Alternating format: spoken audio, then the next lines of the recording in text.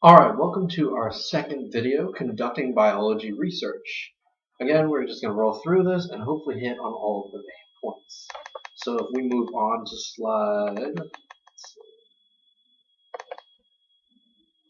slide 4, we're going to start off with scientific equipment. So in the lab, specifically, what will we see and what kinds of things will we use? They label a few things, and you'll notice here they've got bolded glassware, labware, and hardware. So glassware is real simple. It's all those beakers and test tubes and those sorts of things that you leave stuff in. For the most part, most of your equipment is going to be glassware. And the reason for this is because if you were to make it out of plastic, often it will melt, and we do a lot of heating in labs. And if you use metal, it will get way too hot. It'll normally burn whatever it is you're trying to do because it'll make the reaction just a little bit too quick, or you'll just burn yourself.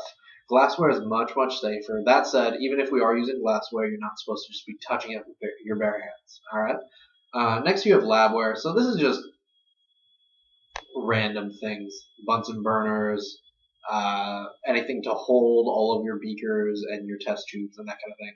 So it's just the random things, pipettes, or not pipettes, sorry, pipe cleaners, those little like fuzzy things that you use to clean stuff out with. So those are all labware. And then you've got hardware. Hardware is all those machines. Like normally you've heard of the hardware of a computer being all the, memory chips and whatever else. You have the same thing in a lab. It's just all the different things that you use. Some things like microscopes or incubators, centrifuges, microinjection machines. Some labs have 3D printers. That's not really a regular hardware piece, but you get the idea. It's just all sorts of things like that. So let's see. If we move on to page 5, oh, they've got a video for you. So I'm just going to explain a Bunsen burner. Bunsen burners, they're just, you have to hook them up to a gas source, and then you turn the switch on, and then you light the flame on top, and poof, you have a flame. All right, so don't stress too much about Bunsen burners.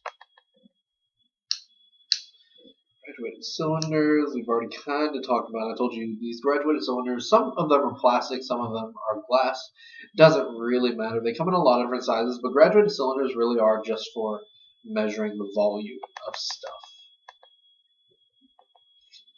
Let's see, video about microscopes. Let me see if there's anything useful. They're still talking about compound microscopes and electron microscopes. So, if you'll remember from our last tutorial, we went over the difference between these two microscopes. Just in case you need a refresher, it looks like this. Down there. So light microscopes and scanning electron microscopes. Remember the differences. Light microscopes use light and they're used to see living things. They have decent magnification, while scanning electron microscopes have electron beams and they have massive magnification. Okay, those are the main differences. That's probably all we'll have to focus on. Anyway, back to this lecture. Let's take a look at. Alright, so it looks like they're going to give you a very, very detailed lab experience, but in words. So, as a general rule, what you want to focus on with slide 8 and whatnot is always notify your teacher, your lab instructor. That's going to be the main thing you're going to see in your mastery test. I'm not so worried about teaching you how to prepare a wet mount slide without actually doing it. I think you can find a video easily. Like, it's not hard to do, but I'd much rather you actually see it done rather than me just describe it in words. Okay?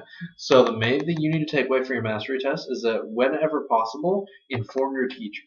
So if your Bunsen burner is broken, tell your teacher. If there's water on the floor, tell your teacher. If whatever, tell your teacher. So just tell your lab technician, and that'll generally get you through the mastery test. Now, on page 9, you'll see that we have 3 types of balances. You've got beam balances, you have analytical balances, and then finally you have a spring balance.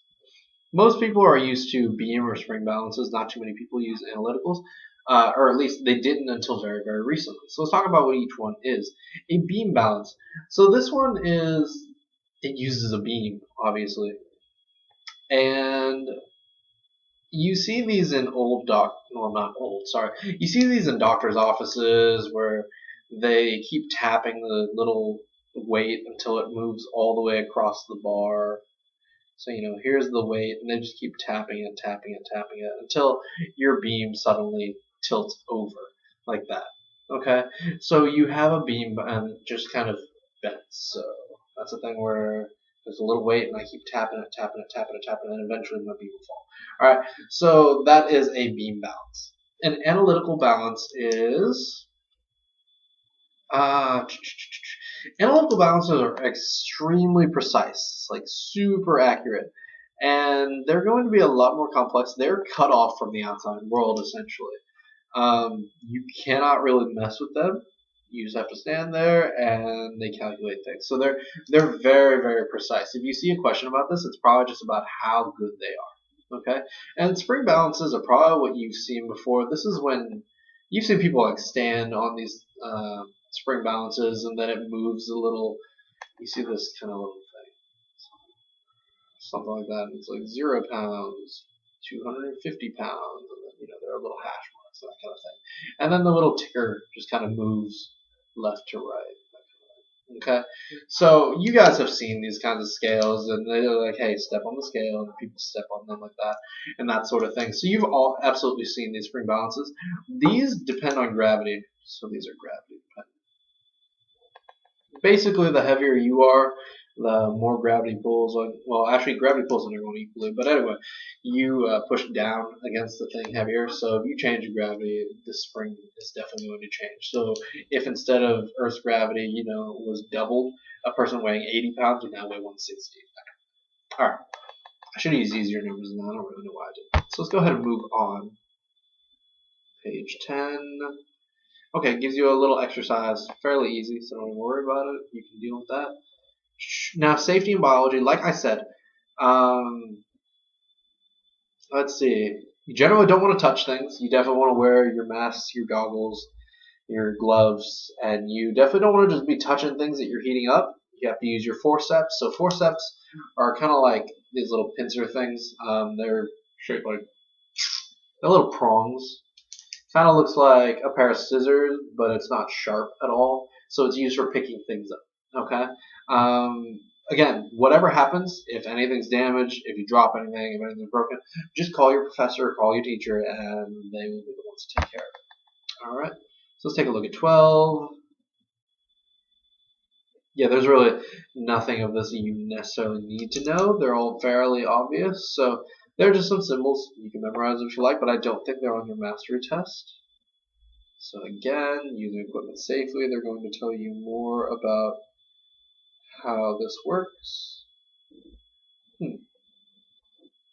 Interesting. Alright, let's keep going. Page 14. Okay, wow.